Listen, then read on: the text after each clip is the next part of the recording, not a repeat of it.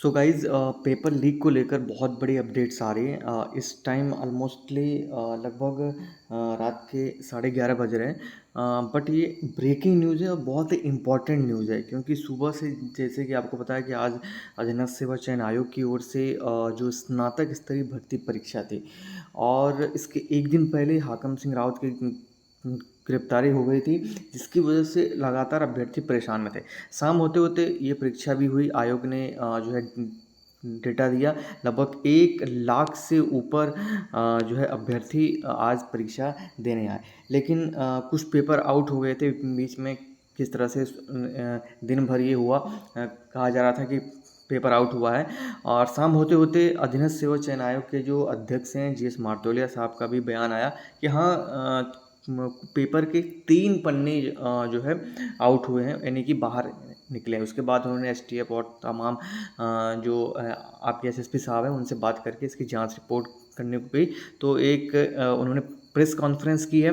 क्या उस press conference में निकला, क्या रहा जांच का मामला, पूरी खबर इस वीडियो में मैं आपके साथ शेयर करूंगा। तो बने रहिएगा, वीडियो को पूरी देखिएगा, क्योंकि बहुत इम्पोर्टेंट जो है ये वीडियो होने वाली है। ठीक है, क्योंकि री एग्ज़ाम्स को लेकर लगातार आवाज़ें उठ रही हैं। ठीक है, बहुत सारे अभ्यर्थी इस पे कह रहे हैं, और कल आपको पता है कि बेरोजगार संघ के द्वारा भी एक रैली का आयोजन हो रहा है। तो चलिए, बाकी बातचीत कल सुबह करेंगे। बट अभी इम्पोर्टेंट जो फैक्ट है, इस प्रेस कॉन्फ्रेंस में SSP साहब भी थे और GS मार्तोलिया साहब भी थे, जो कि अधीनस्थ सेवा चयन आयोग के अध्यक्ष साहब हैं। क्या रहा, चलिए इसके बारे में समझते हैं।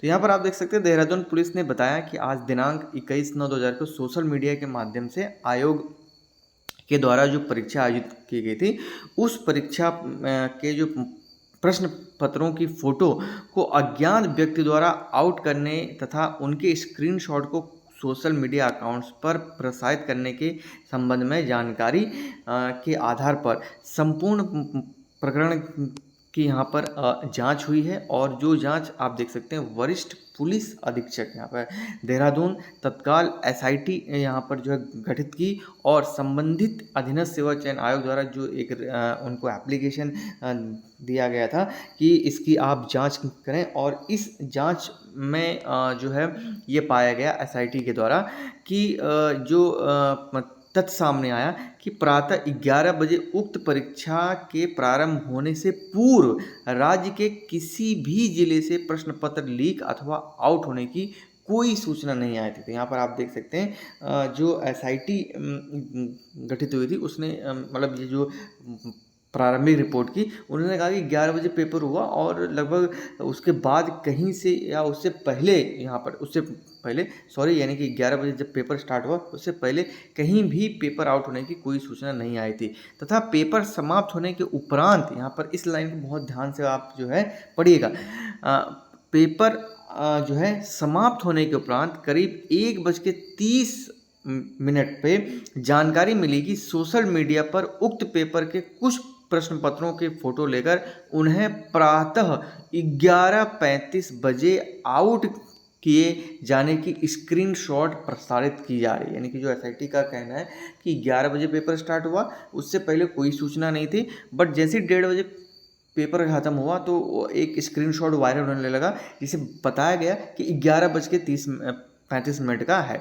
तो पुलिस द्वारा सोशल मीडिया पर आउट हुए आप देख सकते हैं सोर्स की जानकारी की गई। तो उक्त जो प्रश्न पत्र की फोटो सर्वप्रथम आप देख सकते हैं, इनका नाम है, एक फीमेल जो कैंडिडेट्स हैं और जो कि टिहरी गढ़वाल में असिस्टेंट प्रोफेसर के पद पर कार्यरत हैं। तो आप देखिए कहाँ कहाँ ये चीज़ें सर्कुलेट हुई और कैसे कैसे हुई, वो यहाँ पर सारा का सारा ब्यौरा SIT ने रख दिया। ठीक है, तथा उनके द्वारा उत्तर वापस भेजने जाने का जो प्रकाश जो है सामने आया, जिस पर उक्त महिला ने पुलिस द्वारा की गई पूछताछ में उसके द्वारा बताया गया। उन्होंने कहा कि आप देख सकते हैं कि वो वहाँ पर जो प्रोफेसर हैं उस दौरान जो है वो असिस्टेंट प्रोफेसर के पद पर जब कार्यरत हैं। तो यहाँ पर आप देख सकते हैं 2018 के दौरान जब वो टैक्स इंस्पेक्टर थे, कहाँ पर, नगर निगम, यहाँ पर आप देख सकते हैं नगर निगम ऋषिकेश में जब वो थी, उनकी जो पहचान CPWD में संविदा पर जो JEE पद पर नियुक्त थे, उनसे मुलाकात हुई थी। हरिद्वार में रहने वाले थे, प्रश्न मतलब हरिद्वार में रहने वाले, यानी कि आप देख सकते हैं यहाँ पर जो इसमें अब विवेचना में कहा गया है।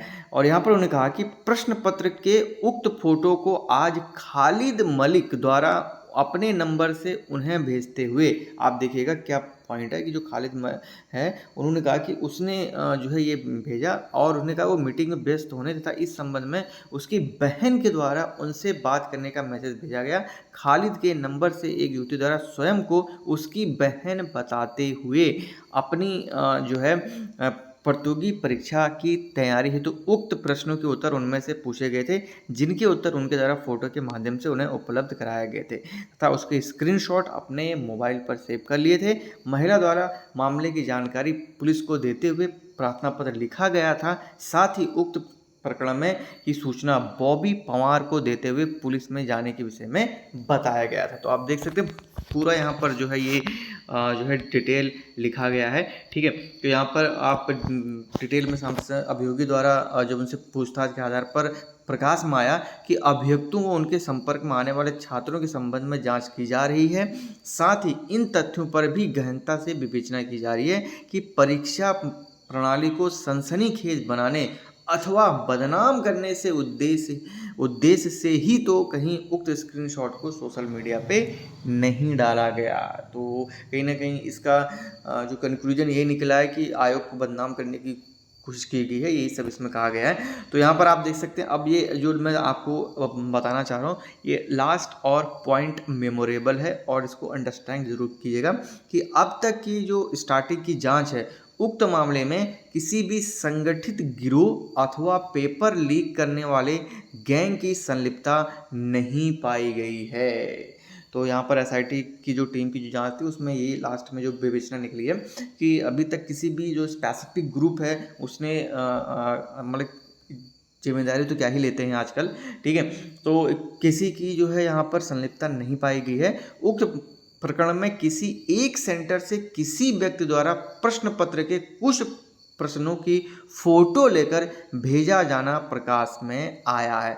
अब ये कौन सा सेंटर है अभी तक इसमें स्पष्ट नहीं किया गया है, शायद कल तक आपको अपडेट आ जाए। तो यहाँ पर आप देख सकते हैं साफ साफ लिखा भी गया है कि उक्त मामले में किसी एक सेंटर से किसी व्यक्ति द्वारा प्रश्न पत्र के कुछ प्रश्नों की फोटो लेकर भेजा जाना मतलब प्रकाश में आया है। इस मामले में संलिप्त अभियुक्तों की पहचान करते हुए पुलिस को उनके विरुद्ध पुख्ता साक्ष्य प्राप्त हुए हैं।